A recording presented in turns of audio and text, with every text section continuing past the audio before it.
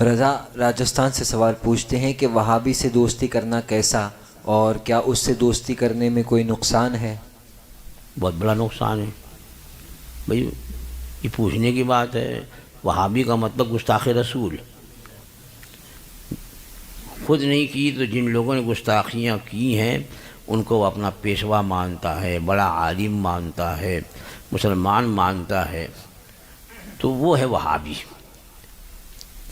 اور رسول اکرم صلی اللہ تعالیٰ علیہ وسلم نے بد مذہبوں کے بارے میں فرمایا، مسلم شریف کی روایت ہے، سرکار نے ارشاد فرمایا کہ ایاکم و ایاہم لا یضلونکم ولا یفتنونکم۔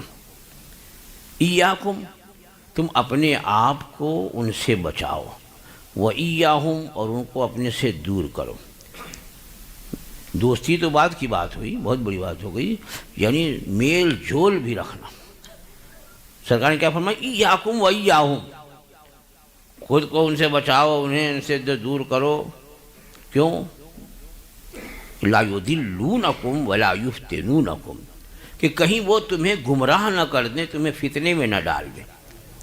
اس ساتھ رہنے پر، دوستی تو بہت زیادہ زہر حلال ہے، ساتھ رہنا بھی اس کے ساتھ رہنے کی وجہ سے سرکار نے کیا فرمایا کہ کہیں تم کو وہ فتنے میں نہ، تم کو کہیں گمراہ نہ کر دیں اور فتنے میں نہ ڈال دیں۔ اور یہی ہوا، آپ نظر ڈال لیجئے، پورا ہندوستان یہاں پر ہمارے بزرگوں کے قدم میمنت لزوم کی وجہ سے اسلام کی روشنی پھیلی، تشریف لائے، خصوصاً حضرت سرکار غریب نواز علیہ رحمت و رضوان کی تشریف آوری ہوئی تو اسلام بڑی تیزی کے ساتھ ہندوستان میں پھیلا۔ اس وقت سب سنی تھے، سب سنی، کوئی جو ہے وہ تھنی نہیں تھا کہ ادھر سے چپک گیا ادھر سے چپک گیا، سب اہل سنت و جماعت۔ پھر جہانگیر کے دور میں، یا بہت ممکن ہے کہ اکبر کے دور سے، یہ ایران سے اس کے تعلقات ہوئے۔ اکبر کے تو وہ آزاد پسند تھا، آزاد کہ ہماری حکومت مضبوط ہو، تو اس نے اپنے بیٹے جہانگیر کی شادی جو ہے وہ ایران کی شہزادی جو ہے نور جہاں سے کر دی۔ تو اب ان کا آنا جانا شروع ہو گیا، ان کے جو مجتہد ہوتے ہیں وہ آنے لگے جانے لگے، تو یہ یہاں پر شیعوں یا رافضیوں کا اس وقت سے دخل ہونا شروع ہوا۔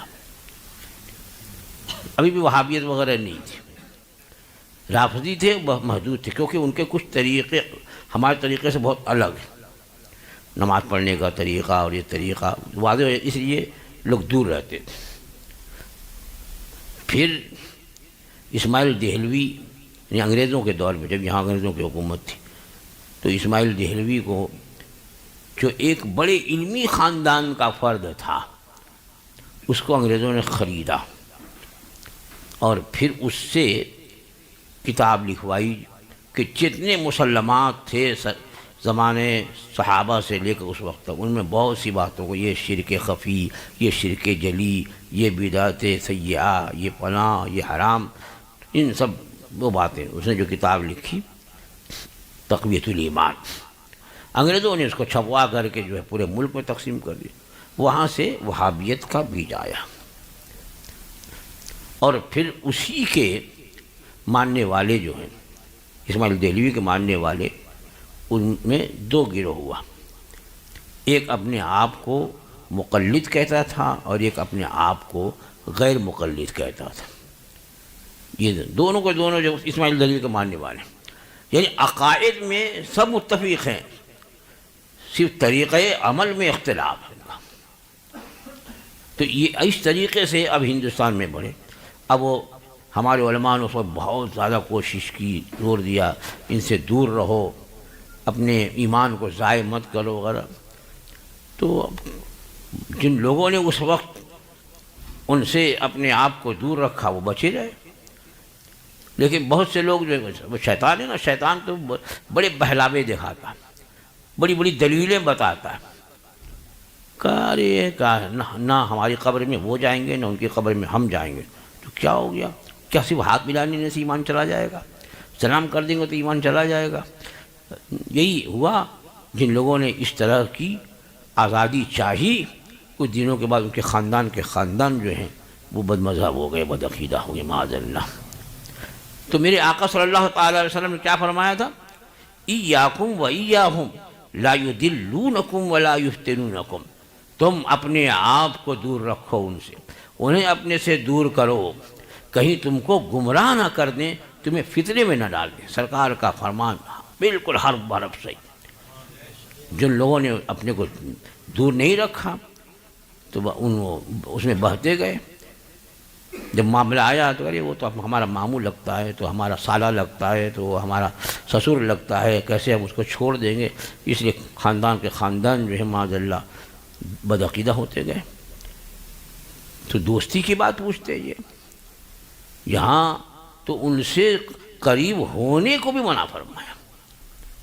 قرآن مجید میں تو فاسقوں سے میل جول کے بارے میں فرمایا، وَإِمَّا يُنْسِيَنَّكَ الشَّيْطَانُ فَلَا تَقْعُدْ بَعْدَ الذِّكْرَىٰ مَعَ الْقَوْمِ الظَّالِمِينَ، اگر تجھے شیطان بھلا دے تو یاد آنے کے بعد ان ظالموں کے ساتھ بیٹھو بھی مت۔ میل جول رکھنا، دوستی کرنا دور کی بات ہے۔ وَلَا تَرْكَنُوا إِلَى الَّذِينَ ظَلَمُوا فَتَمَسَّكُمُ النَّارُ، اور ظالموں کی طرف میل مت کرو، رجحان مت ڈالو کرو ان کی طرف سے، ورنہ جہنم کی آگ تمہیں پکڑے گی۔